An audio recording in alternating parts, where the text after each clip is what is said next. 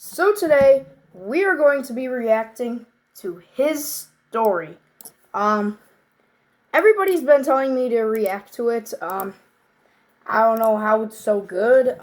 So yeah, let's go. Okay, we're gonna do shorts. Let's go there.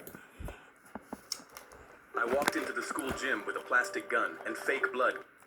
Nope, I I'm not clinked watching glasses that. with my wife and toasted to never having kids. She smiled. This is why I love you. You're okay with never having filthy gremlins running around. But then my phone rang, and when I picked it up, an officer said, "We're so sorry. Please come to Orchard Fostering Agency right now." My blood ran cold as I told my wife I needed to go. I walked into the agency with my legs shaking and saw my 8-year-old niece, Lucy, hugging her teddy. Her eyes were red. I knelt down. "What's wrong, sweetheart?" "Daddy's dead," she replied without looking at me. I felt my legs buckle because my little brother was dead. But before I could even think, a woman tapped my shoulder. Lucy wouldn't talk to any of us. She asked for her Uncle Dan specifically. "If you can't take her tonight, she'll have to go into the foster system." I said I'll take her in before my brain could think. We climbed into my car, and my hands shook on the wheel. I told my wife I'd never have kids, but when I looked at Lucy sobbing into her bear, I knew I couldn't abandon her. We pulled in.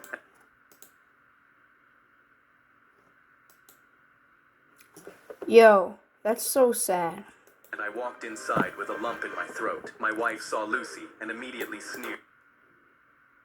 Yo, she went from happy to sad. "What's she doing here?" Lucy jumped, but I told her to stay down and asked my wife to please talk upstairs. She slammed her fork and followed me while Lucy sat on the couch. She slammed the door while tapping her foot, and I explained everything. My brother's death, Lucy asking for me, her being thrown into foster care unless we took her. But my wife didn't even hug me. She clenched her jaw, and her first words were immediately, "We promised we'd have no..." Yo, L wife. I clinked glasses with my shit. wife and toasted Great. to never having kids. She smiled. "This is why I love you. You're okay with never having filthy gremlins running around." But then my phone rang, and when I picked her, but my wife didn't even hug me. She clenched her jaw, and her first words were immediately, "We promised we'd have no kids." She stormed out and stomped downstairs before I could react. I followed her, but she was already in Lucy's face. "We're not raising you. I'm sorry about your dad, but you're not staying. Now go pack your bags while I call..." L wife.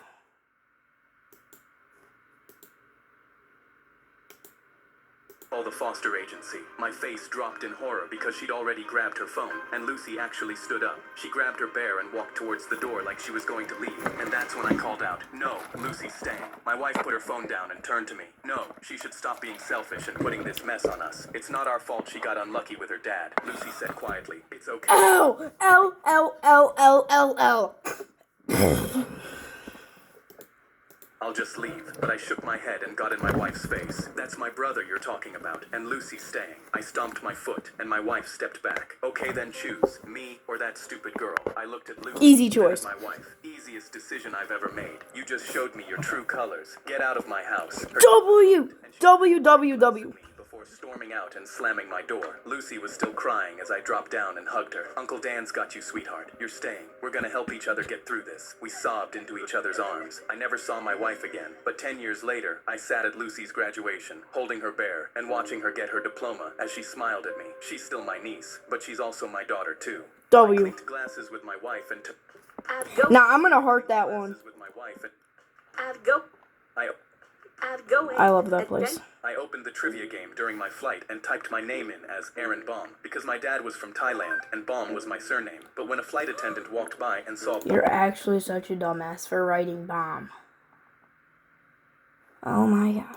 on my screen, she immediately speed walked to the pilot. I thought nothing and kept answering chemistry questions. But then the pilot's voice came on. "We're making an emergency landing. Nobody panic." I was confused until 2 crew members showed up to my seat. "Please come with us." I stood and followed them, my heart pounding. In the cockpit, the co-pilot closed the curtains and calmly said, "We know you have a bomb on this plane." I immediately shook my head, but a flight attendant was already zip-tying my wrists so tight my fingers tingled. She pulled a tablet with the trivia game I'd been playing. "You put your username as Aaron Bomb. We know you're making a discreet bomb threat. I almost laughed, explaining Aaron Bomb was just my name, but the co-pilot was already calling Bomb Squad and FBI through his radio. The best thing you can do right now is admit you're guilty. You're already getting 25 years minimum. Then a passenger pulled open our curtain. I'm flying to my daughter's heart surgery. She could die and I might not be there to hold her hand. Do we really need to emergency land? He was sweating, but the pilot held up his hand. I'm sorry about your daughter, but this is more serious. A flight attendant escorted him to his seat without another word. We continued descending, and they kept asking if the bomb was on a timer and how I snuck it past security. I begged to show them my passport, but they never let me. When we made our emergency landing, 2 FBI officers rushed into the cockpit with a bomb squad holding my bag. They carefully unzipped it. Where's the bomb? They tossed all my things to the floor, and I again said, I don't have one. Aaron Bomb is my name. That's when the bomb squad member squinted. He opened my passport. Says here Aaron Bomb is just his name. The whole crew went silent as I looked at my passport.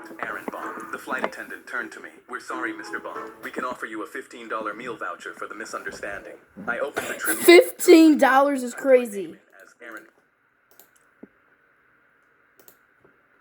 I was reaching for a Sprite at the grocery store when I noticed a gap behind the fridge, big enough to crawl through. My mom was busy shopping up front, so I climbed in to explore. But when I popped out the other side, 2 big masked men froze and stared at me, and one was holding a gun. My heart started pounding, but then the shorter one crouched down. Hey buddy, wanna play a game? Help us out and you can have all the chips and soda you want. This felt weird, but my mom never let me have snacks at home. So I nodded, yes, not knowing how crazy things would get. The tall one boosted me up to a small window above a locked door. Here's the game. Crawl through, open the door, and grab the treasure inside, but be super quiet. So I wiggled through, but I knocked over a whole stack of boxes by accident. Crash! A worker called from the front. Everything okay back there? The men ducked. The gun pressed flat against the wall, but I just giggled and unlocked the door. Inside was a room full of money, and they said the cash was the treasure, so I stuffed it into a bag as fast as I could. I was having so much fun that I dropped a handful right as footsteps came toward the door, and they yanked me into the shadows until the footsteps walked away. But reaching for the last stack, my elbow bumped a little red button, and a silent light started flashing.